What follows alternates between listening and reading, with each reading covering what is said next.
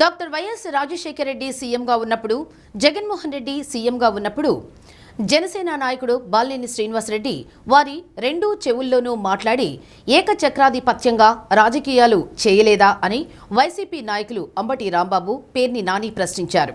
జగన్మోహన్ రెడ్డి వల్ల తన ఆస్తులు పోయాయని చెబుతున్న బాలినేని శ్రీనివాసరెడ్డి ఆస్తులు ఎక్కడ పోయాయో అక్కడికి పోయి వెతుక్కోవాలి, కానీ పోగొట్టుకున్న చోటు మర్చిపోయి జగన్పై అభాండాలు వేయటం తగదని అన్నారు. వైవి సుబ్బారెడ్డికి బావమరిది కావడం వల్లనే వైఎస్ కుటుంబానికి దగ్గరై రాజకీయంగా ఎదిగాడన్న విషయాన్ని బాలినేని మర్చిపోయి బిల్డప్ ఇస్తున్నాడని ఎద్దేవా చేశారు.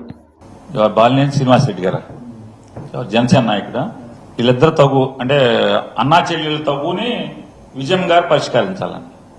ఇప్పుడు ఒకటండి, మనం ఎవరు చిన్నపిల్లలు కాదు ఇక్కడ. ఈ తగుని ఇవాళ ఉన్న పరిస్థితుల్లో విజయం గారు, సుబ్బారెడ్డి గారు, బాలినేని శ్రీనివాసరెడ్డి గారు వీళ్ళు జడ్జిలుగా ఉంటాకి సరిపోతారా? ఆవిడేమో అటుపక్క, సుబ్బారెడ్డి గారు ఇటుపక్క, ఈయనేమో పవన్ కళ్యాణ్ పక్క. వీళ్ళు ముగ్గురు ఎవరిని జడ్జిలుగా ఉంటాకి సరిపోతారా?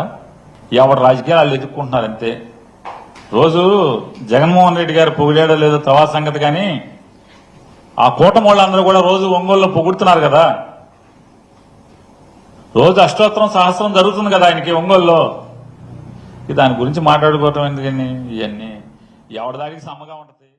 బాలినేని శ్రీనివాసరెడ్డి గారు వాట్ ఈస్ హిస్టరీ నాకు బాగా తెలుసు. నేను శాసనసభ్యుడు అయినప్పుడు ఆయన శాసనసభ్యుడు కాదు. సుబ్బారెడ్డి గారికి బంధువు. అందువల్ల వైఎస్ఆర్ కాంగ్రెస్ పార్టీలోనూ ప్రిఫరెన్స్ ఇస్తే రాజకీయాల్లోకి వచ్చి ఎదిగి పెద్దవాడై మొత్తం రాజకీయాలని చేసి ఇవాళ అలిగి వెళ్లి ఆయన దగ్గర చేరాడు.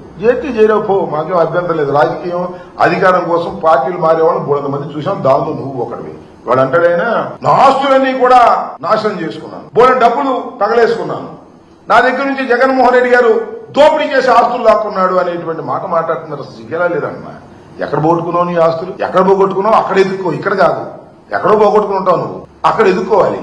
చాలా మంది చెప్తా ఉన్నారు ఎక్కడెక్కడ పోగొట్టుకున్నావో అక్కడికి ఎదుక్కోవాల్సింది పోయి ఇవాళ పిఠాపురం సాక్షిగా నేను అన్ని నిజాలు చెప్తాను అని జగన్మోహన్ రెడ్డి గారి మీద అవాకులు చవాకులు పేలుతున్నారే, గుర్తుపెట్టుకోండి.